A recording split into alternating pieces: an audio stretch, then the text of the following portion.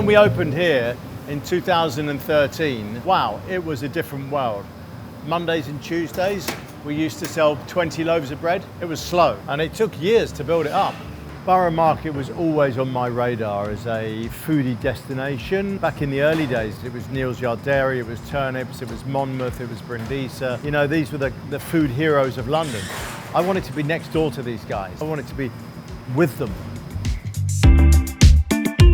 When I first opened the business, I had 4 products. So we did a white sourdough, brown sourdough, a chocolate brownie and an amaretti biscuit. And we've just gradually grown the business over the years. We've added things, some things don't work, we listen to the customers, but there's some staples in the background that have always been a part of our offer.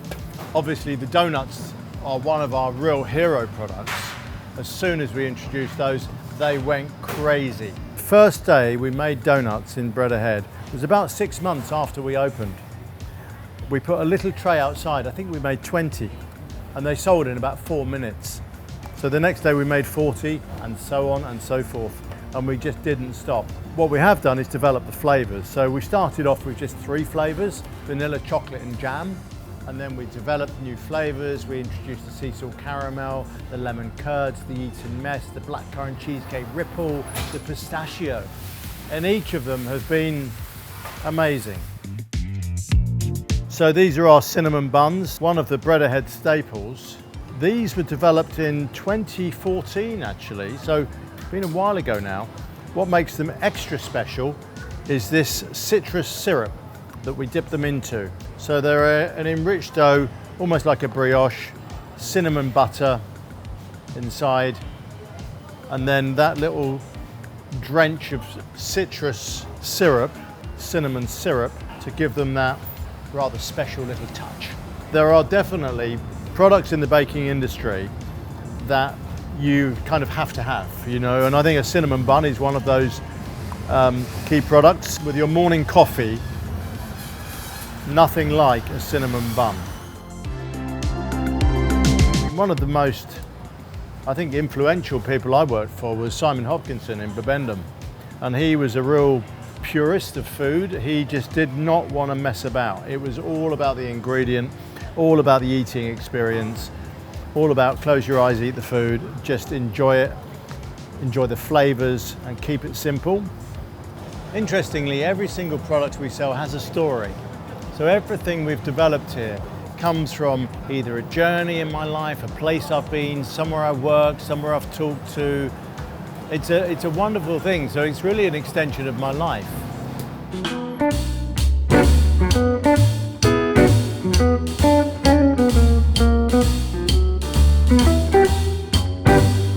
When we first opened here, it was actually a road open to cars, and they pedestrianised it during the lockdown, which was the best thing ever.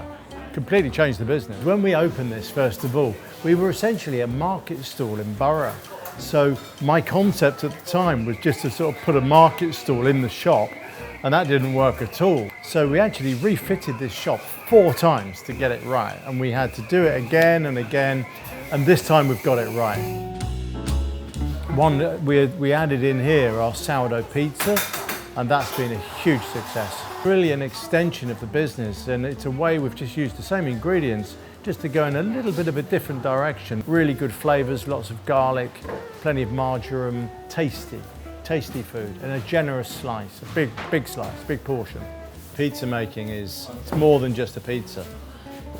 It's about the crust, it's about the oven, it's about the environment, and it's about creating things fresh in front of the customers. It's a really important part of what we do.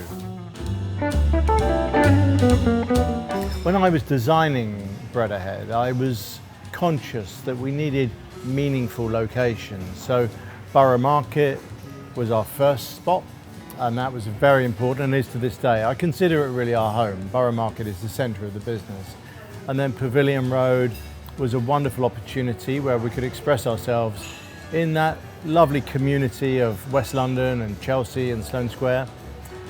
And then Wembley in 2018, it first came onto my radar, and I saw this space. I'd just come back from a trip to America where I saw Tartine in LA, we embarked on the project. This space we're in was originally actually three sites, 3 units, and we combined them, knocked it together, and we made one giant space, 15,000 square feet. It took me right outside of my comfort zone.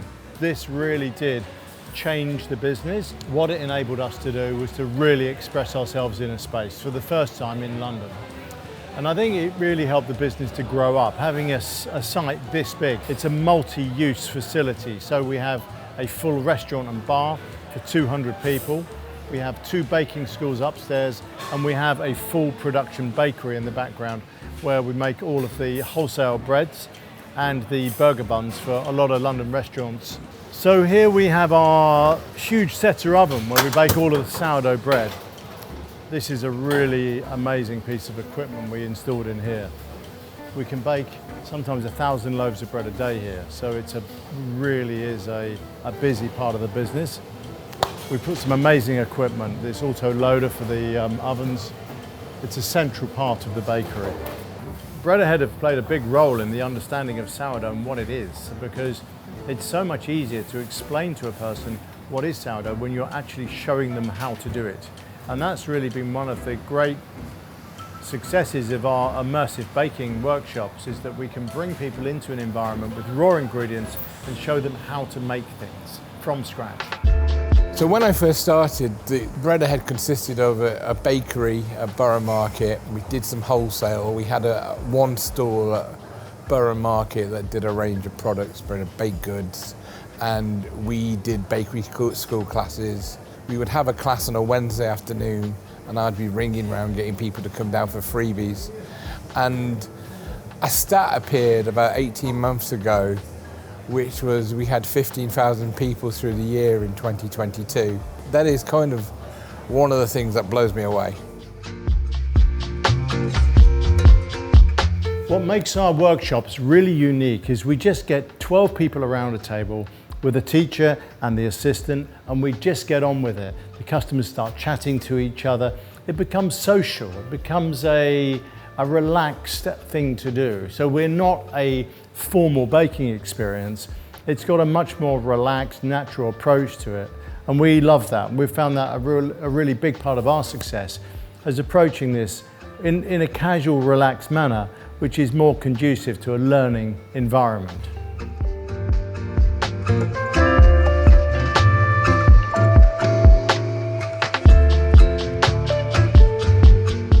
So not only does food bring people together, but bringing everyone together in the same room, making sure they feel comfortable, because that is our role here, to give them a taste of our products. They leave all happy, whether it's a crab-looking croissant or not. They've always left having a good time, and ensuring that we crack some jokes, make them feel comfortable. We're quite friendly people here, and it's not fake. It's not it's passion. And every time I speak to anyone that even walks by or buys a donut, they can see that we're all very happy and passionate. It's like that we've got the sun inside instead of outside, so it's lovely.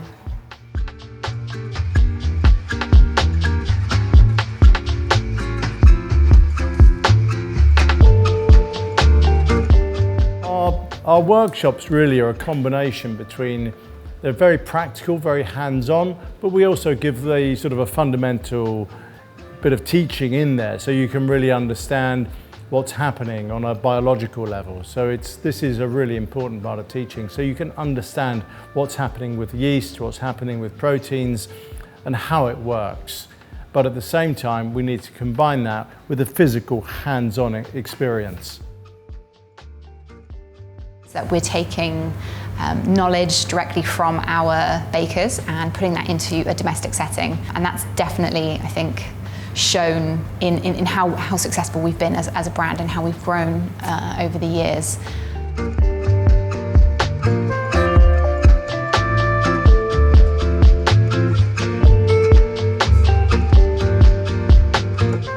Where I see our school, I think it's going to develop more and more. I think we're getting every year more professional as well, and I think there will be a lot of changes through the school. I mean, definitely a very different school from the beginning. Now we are in another level. and really I'm interested to know where we can take that school. Because there's so much going on, and I think that one thing that I would like the school to progress is having several other branches either across the globe or even within the UK, so we can target a lot of customers that are kind of out of the London reach. And I can see Breadhead Bakery School becoming something that we just started with the table dance in the bakery, to having several branches, pushing the boat out to do accredited courses and further on.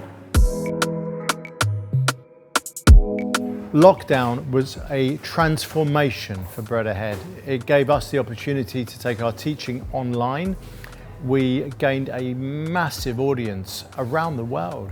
We put little pins in, we asked people where they were from, and within 6 weeks we'd covered the whole globe. I believe we really helped people during the pandemic. We get people now every day who come to us just to say thank you. You kept me sane. I was going crazy at home, I didn't know what to do. And we gave them something to believe in, something to do with their day. And this is what baking's done for me throughout my life. It's given me an activity, a pastime, a passion, a belief, a reason to live.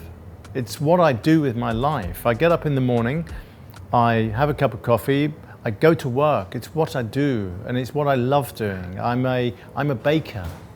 That's all, you know. And but from that has come so much more. My world became so much bigger. But the first thing I did in my career when I was 15, 16 years old, I stuck to it and learnt the job. I learnt the basic craft. And now I find that easy. That's the easy bit. Doing the job for me is like falling off a log, because I put so many hours into the early days of my training.